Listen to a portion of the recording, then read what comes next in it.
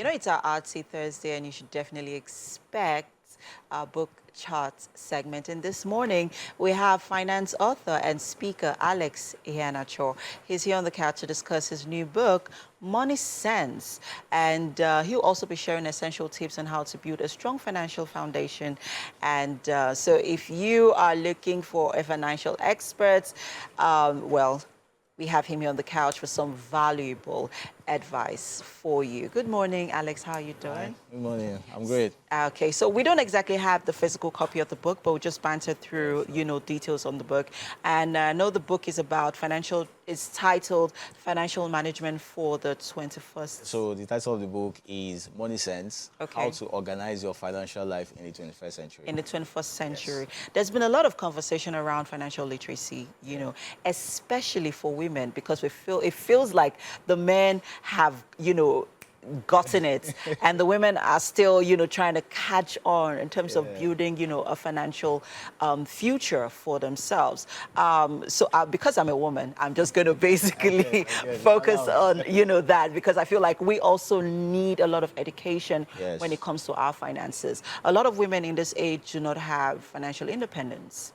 A lot of women lack financial education. They do not even know where to start. Now, as a young girl growing up who's beginning to get small monies, pocket monies from, mommy, daddy for school, how do we begin to build a future that, where we are not dependent on anyone? All right, so I think the problem is for both gender, even though it seems like the men have figured it out. From what we are seeing, it seems like the women are the one recognizing the problem and really going after the knowledge, right? So for a young girl who is just coming up and you've started making some money, the first thing is for you to begin to save, to invest in yourself. Okay. Some persons feel like the first investment is, oh, should I buy land? Should I buy bonds? Should I do stocks? That's not the first thing. The first investment anyone could make is on himself. You need to bet on yourself because you're the most valuable asset, right? And you're the asset with the highest returns. Okay. So save the money, part of the money you're making, and invest in yourself. And that includes buying books, going for seminars, and starting a business, right? Yeah, starting a business is one of the key ways to invest in yourself and also train yourself at the same time, right? And that's what we should begin to teach our kids. For example, my son is just 5 years old, and he has written a book as well. Oh, great. Yes. And you're helping him to market it as well? Yes, we're helping him to market it. And that's because when he started talking, I believe that parenting is programming. Sure. So I started programming him on affirmations. And now that he's 5, he knows his affirmations, and we decided to put in a book, not just to help him, but to help other people as well. Yeah. And that's a way of investing in him and teaching him how to sell, how to put himself out there. And from the money he's making, he goes into the next venture, which we don't know what it is. So your first journey, right, as a person, young boy, young girl, as a parent, is to begin to focus on investing in yourself. And I believe so much that starting a business, right, is one of the key ways of doing that journey. Now, talking about starting a business, we live in a climate where anyone starting a business, the first thing that comes to your mind is survival.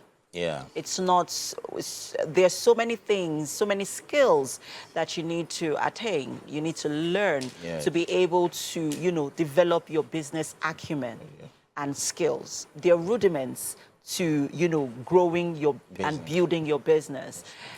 But in people's minds, like, oh, I want to start a business because I want to make money. And then at the end of the day, maybe a year or even less than down the line, they're not making profit. They're not able to properly account for even, the business that they've been able to put together. So quickly touch on,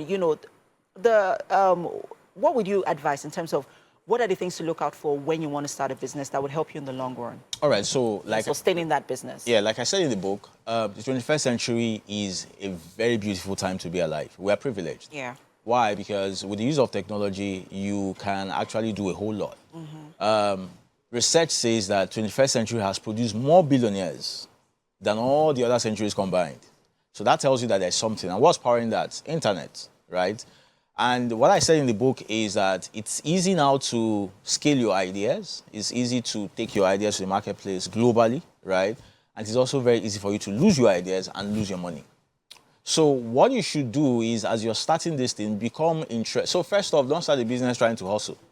You know, someone said that you cannot out-hustle a dying economy. And I agree, but you don't need to hustle. What you need to do is you can outwit, out-leverage, and outlearn any economy, right? So wherever you find yourself, it should be about the rudiment. What are the rudiments? And so we run a law firm that caters for founders and startups. And one of the key things we have come to realize based on our study and research over the years is that what causes businesses to fail are summarized under 3 headlines. Number 1 is legal and compliance.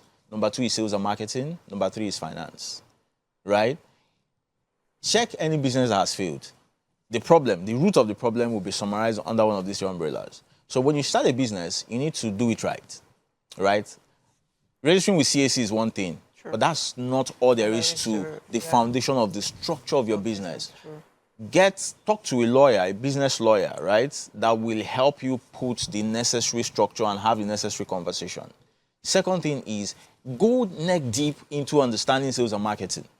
I mean, sales and marketing, they are transferable skills, all right? So even if this business does not do well anymore, probably there is no longer market for it or the market for it has dried up, you can take that skill to another industry, to another product, and you succeed and you do well. Yeah. So if you're starting a business, you're trying to run your business, right, focus on the fundamentals and make sure that these 3 things are settled. You have your legal and compliance sorted, you have sales and marketing sorted, and you have your finances sorted, and you figure yourself out. I mean, this conversation has been very short, but it's been very insightful. I know someone watching right now, even me, myself included, I've picked up a few things from what you have said. 3 things that you need to look out for: legal and compliance, sales and marketing, and finance. Yes. So once you have these 3 fundamentals, it would help to build, it would help to, basically lay a good foundation for your business. And thank you so much, Alex. We'll have you back again because this conversation on business is very important. Money is important.